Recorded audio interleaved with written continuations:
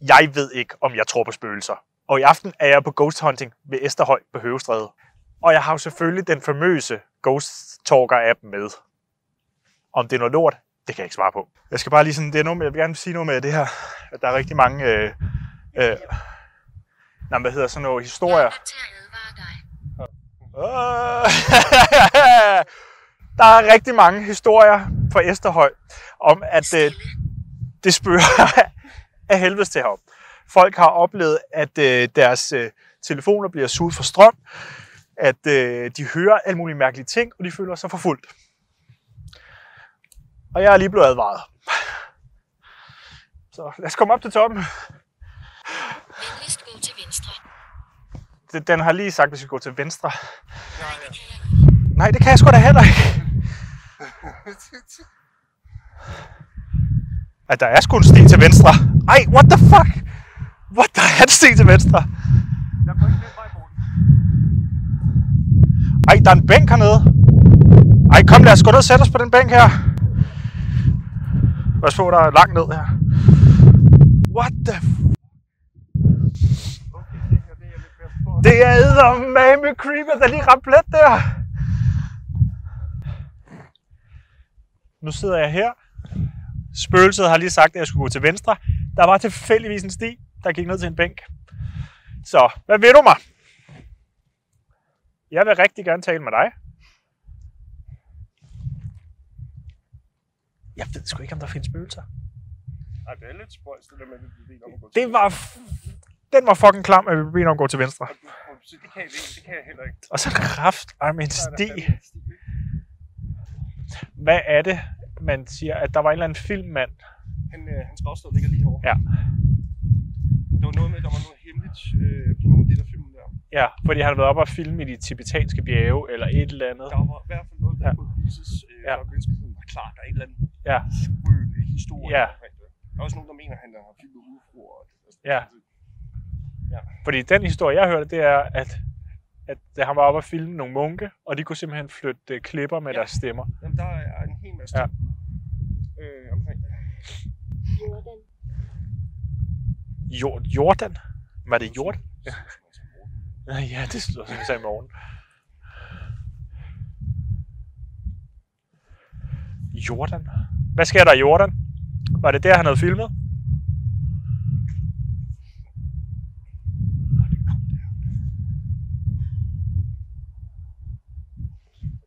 Og det er fuldmåne. Det er virkelig smukt op. Ja. Prøv at se noget mere. Hjemsøgt sumplokker. Der ligger jo en sump lige herovre. Altså lige ned ad bakken. Ja, hjem. Der ligger jo den her hytte lige herovre. Ja, det synes jeg, det lyder fantastisk. Ikke? Fuck, det er jo sådan en gammel... Ja, det er meget muligt. Der er en grund til, at jeg ikke spiller skydespil, ikke? Jeg hader lortet. Ja, zombiespil især. Er du bange for mørk?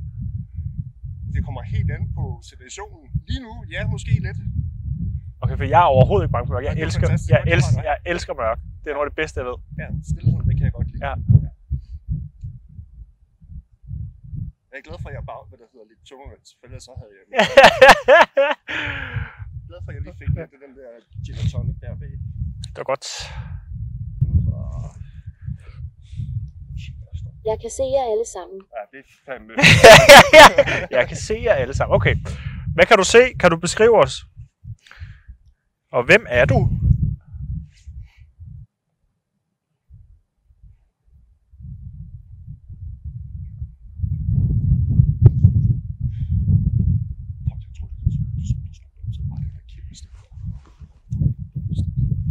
Skal vi op og stå på stien, tænker jeg? Ja, vi skal op på stien.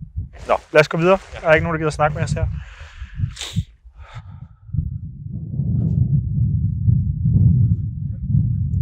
Så lyser. Bare så længe du ikke falder og kommer til skade. Nej, herre. Nej, herre. Okay. Jeg har været her i 150 år. Hvor langt? Kom venligst ud. Kom venligst ud. Mit navn er Rose. Okay, du går helt amok nu. Så Rose, var det dig, der sagde, at du godt kunne se os? Og hvor lang tid har ham til været begravet? Hvis du siger 150 år, ikke, så er det fucking creepy.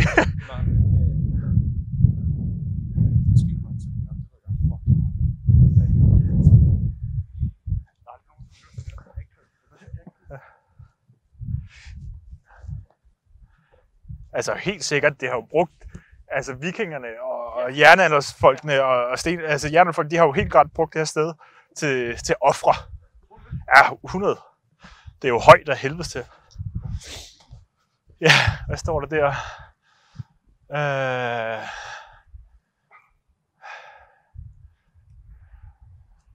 Døren stængtes magtens kud.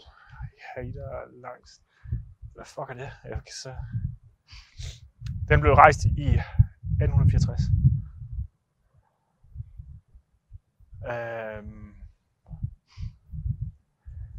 Er du død heroppe? Aktivitet. Ja, det må du nok sige. Kan du... Hvordan er du død? Ja, min kameraen siger lige, hvordan... Det spørger mig ikke.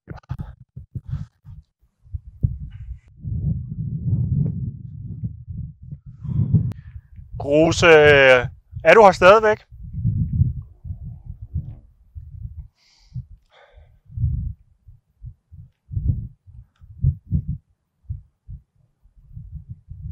Soldat. Soldat? Altså hentyder, er det mig, du tænker på, som er soldat?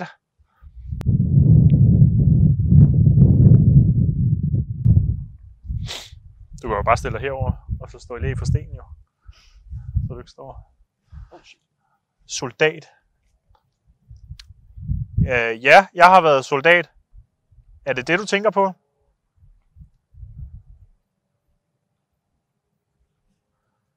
Eller er du en tidligere soldat? Sygeplejerske, ja. 1864. 1864. Hvad var det, hun sagde? 120 år? 150 år? Ja.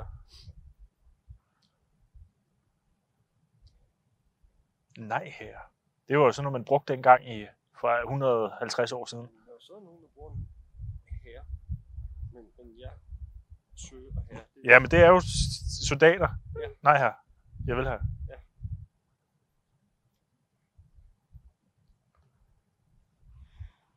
Kan du prøve lige at stille dig herovre, Anders?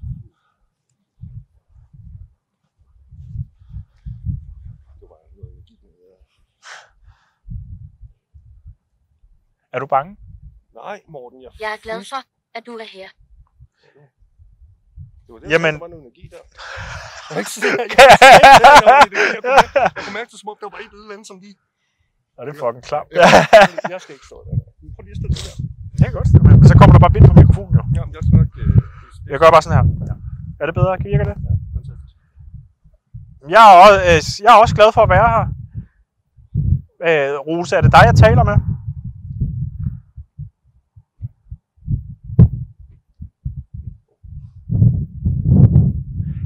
Altså, det lyder mega mærkeligt, ikke? Jeg fik mega kuldegysninger ned over armene.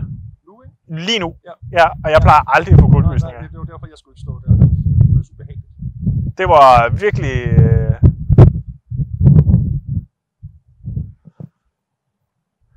Der er noget lige der. Det må det da være. Kan du fortælle mig lidt om det her sted?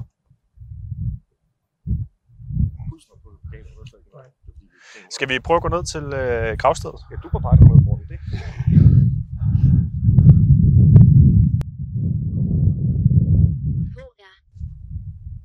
Her. Jeg hedder Olsen. Også kendt som Papa Olsen. Jeg kan lige så godt brand mig selv, jo. Jeg kan godt lide at bygge lort. Bygge ting.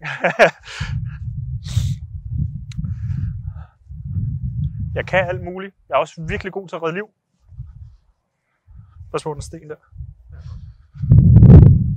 Rottetortur.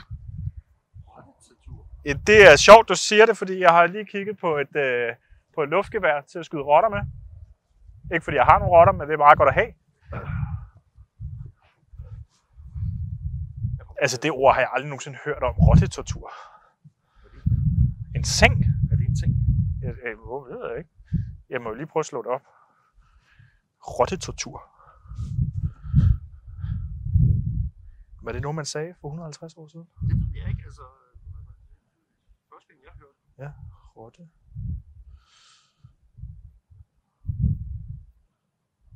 Rottetortur. Hvad er det fra?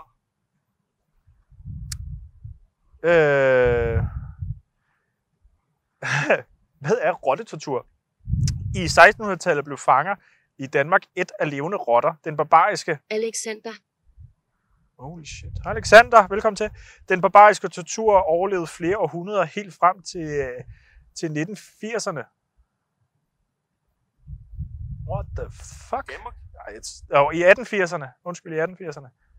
What? Okay. Alexander, er det, du blev udsat for rottetortur?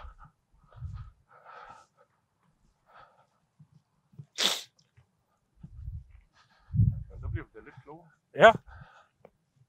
Det må være.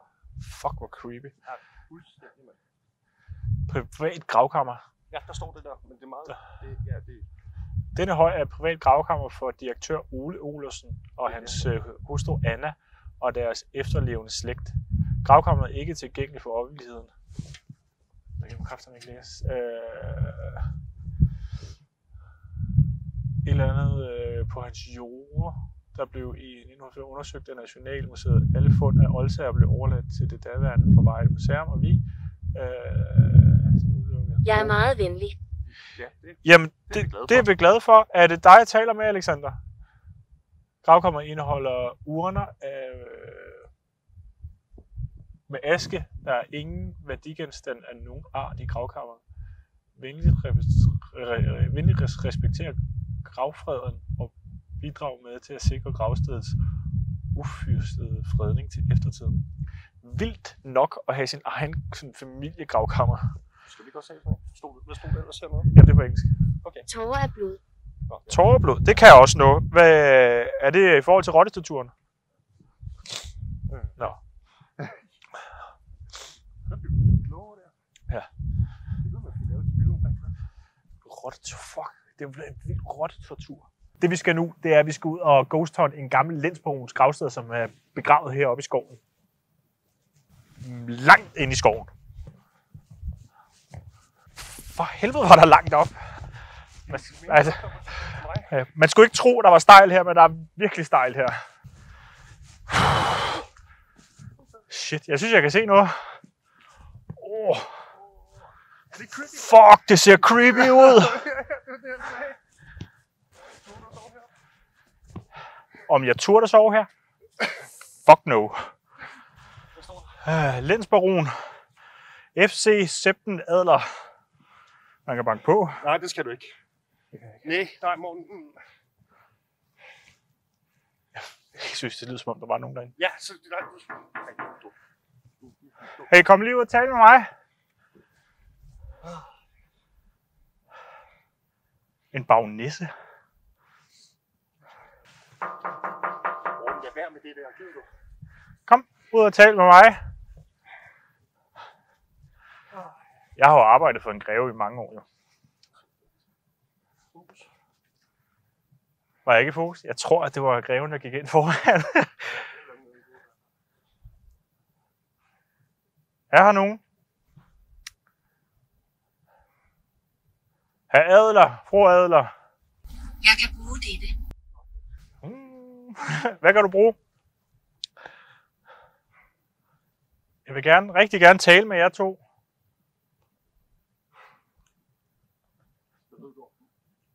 At det er dem, der har haft Dragsholm Slot på et eller andet tidspunkt.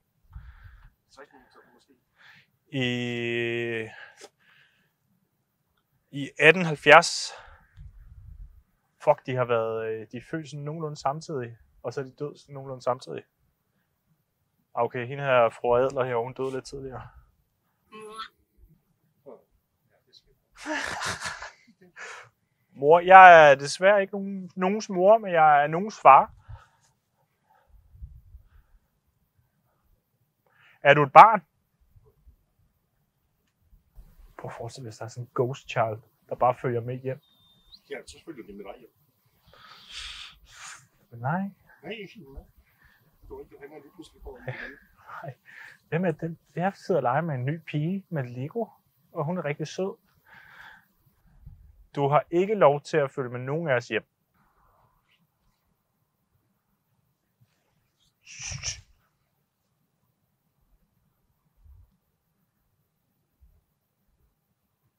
Helt seriøst, jeg følte lige, at der var nogen, der talte. Jeg hørte det også selv. Ja. Du var ikke alene, du var den vej. Jeg kan overhovedet ikke se, hvad hun vej du fra. Jeg kan bare se et lys. Samme vej, Ja. du Ja, kiggede. ja, okay. Skal vi gå op? Ja, lad os prøve op. Skal man gerne tage på morgen? Jeg er lykkelig. Jeg er... Lykke er noget for mig, der kommer i små perioder. Ikke bare lige sådan, når jeg er hele tiden. Er du lykkelig? Det er bare et våbenskjold.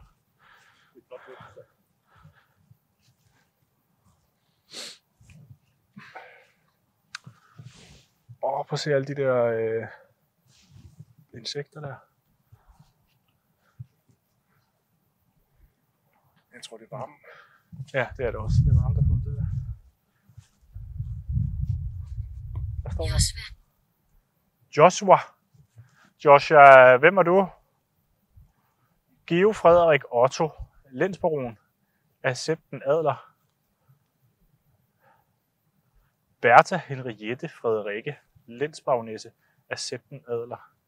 Jeg har faktisk downloadet også en anden app, som gør, at vi kan se Ja, det er faktisk SLS hedder det, hvor vi kan sådan se udformninger. Ja, det har jeg ikke lyst til. Men det synes jeg, vi skal prøve. Det skal jeg i hvert fald ikke, nej. Så kommer jeg ikke til at sove nat. Så står det en børnefamilie foran, og vi har set deres udbukser.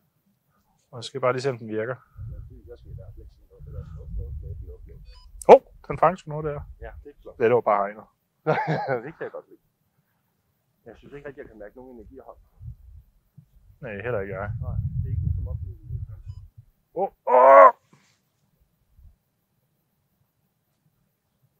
Lige der. Hold da op, du er godt nok en stor mand. Hvad? Fuck. Jeg har en anden til telefon.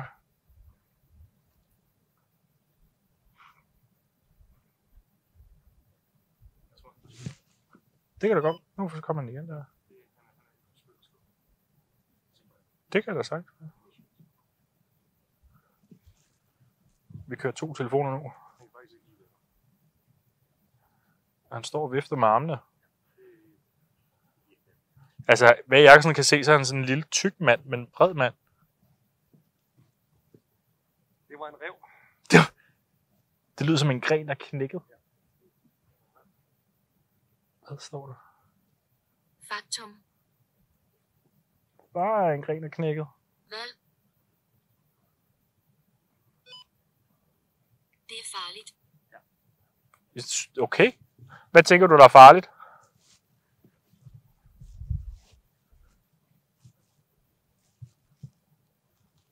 Undgå. Hvad skal jeg undgå? Okay. Hvad for nogle kvinde skal jeg undgå?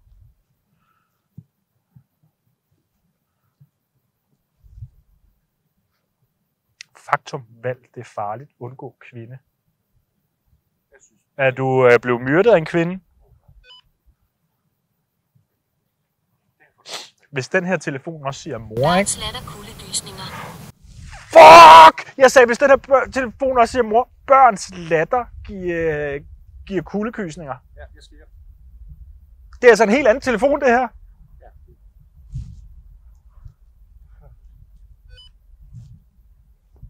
What?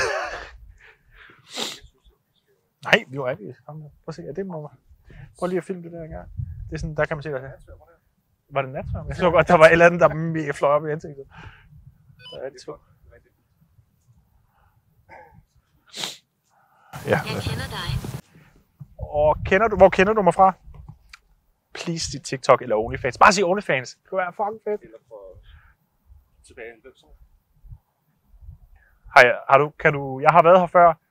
Tilbage i slut 90'erne. Kan du huske det?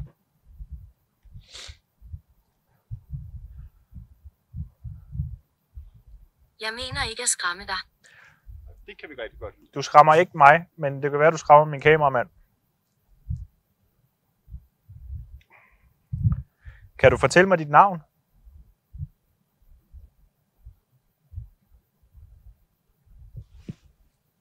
Doris. Doris, hed hun Doris? Doris, er du i familie med Adler-familien her? Doris? Fuck, det var bare spot on. Ja. Undskyld, mit sprog, Doris. Jeg hedder Morten, forresten.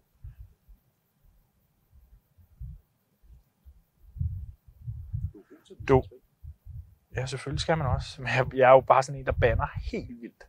Så det er virkelig frygteligt. Ja. Der står der stadigvæk ham kun der. Doris, kan du fortælle mig lidt om dig selv? Hvor gammel er du, eller hvor gammel blev du?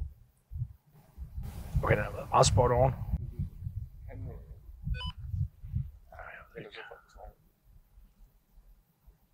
Okay, helt seriøst. Prøv at kom her. Der står en gut ovenpå... Nu forsvandt han. Der stod en gut oven lige her.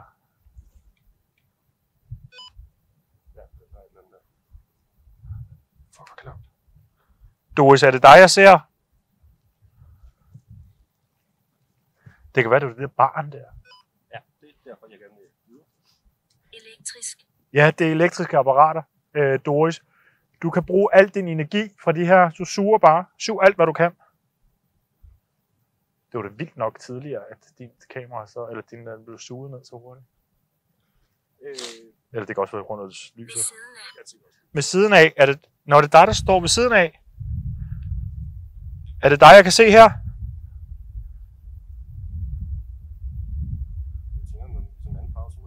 Jamen det er fordi, jeg har kørt den over på sådan noget night vision.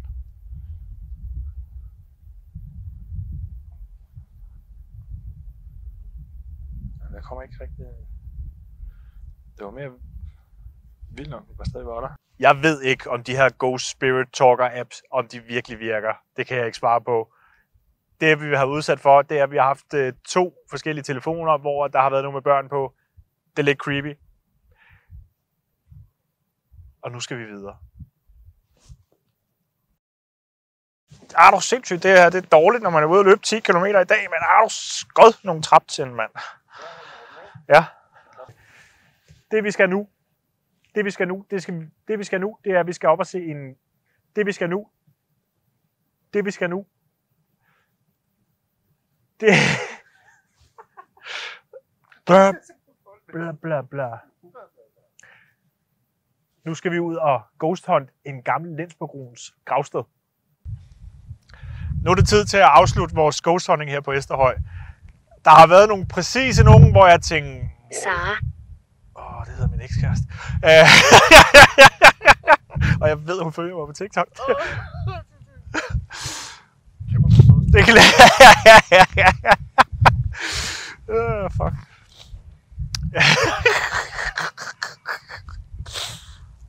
Ej, det er 17 år siden. Det er kraftigt mange år siden. Det hedder til blobbers. Ja, det er blobbers, ja.